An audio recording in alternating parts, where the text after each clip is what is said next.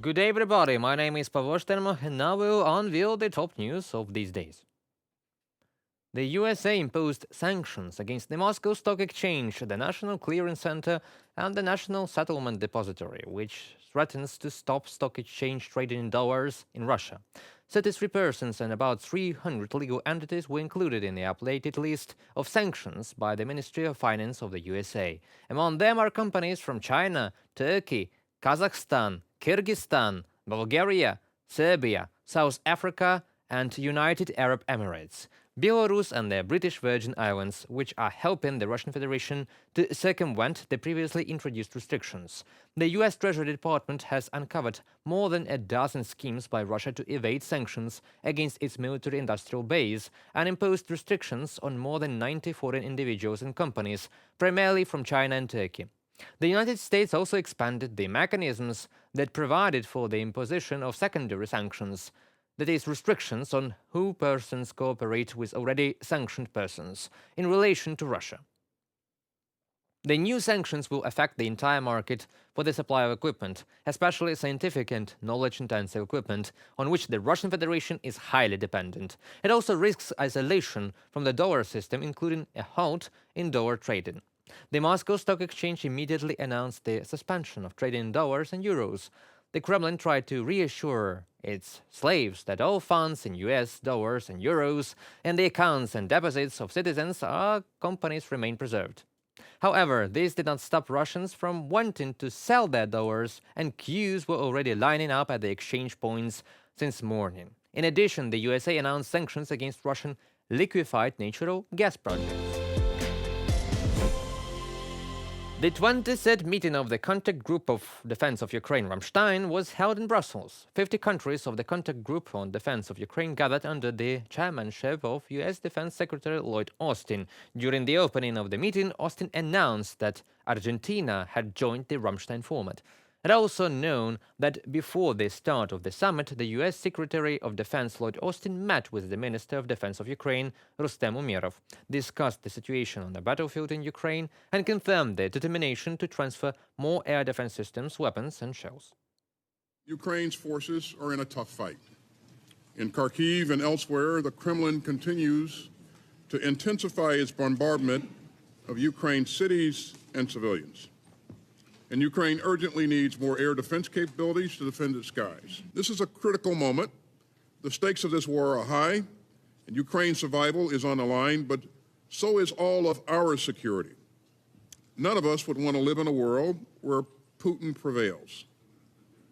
We would all be less secure if tyrants think that they can trample borders and cow their neighbors. The topic of discussion at the Ramstein format meeting will be the strengthening of our air defense capabilities. This was stated earlier by the deputy spokesperson of the U.S. Department of Defense, Sabrina Singh.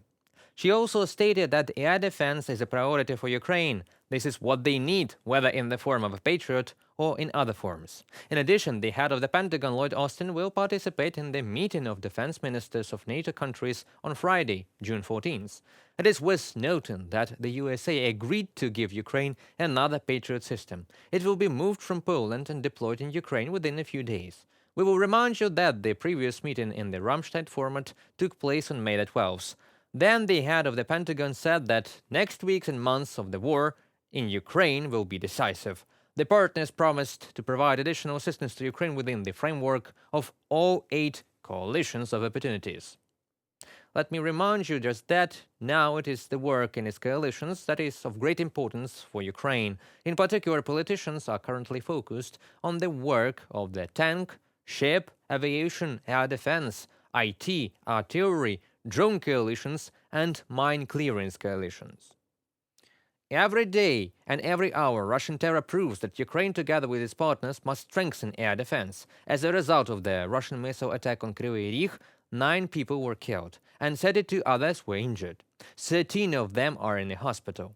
Among the injured are 5 children. Tomorrow is a day of mourning in the city. President Volodymyr Zelensky reacted to the tragedy in Kryvyi Rih, his hometown. He emphasized that this situation shows how badly Ukraine needs to strengthen its air defense.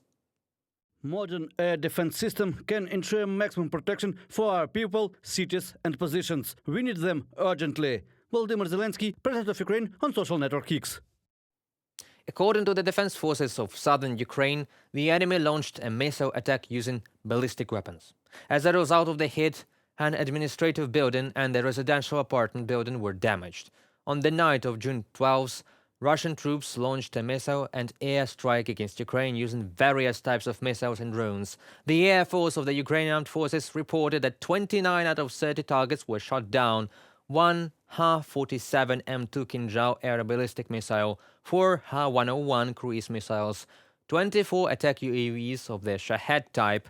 Cluster munitions were discovered at the site of the Russian missile attack in the Kyiv region, regional police reported. Due to foreign debris from downed missiles and drones, fires occurred, the most powerful at an industrial facility in the region. The Russian military regularly attacks Ukrainian regions, including Zaporizhia, with various types of weapons, attack UAVs, anti-aircraft missiles and anti-ship missiles. Despite the evidence and testimony, Moscow has denied a targeted attack on civilians since the start of the full-scale invasion. And for that, it is all for today. Thank you for watching. Stay updated, comment, like and subscribe to our UATV English channel for more news from Ukraine. It is your support that really matters for us. Goodbye.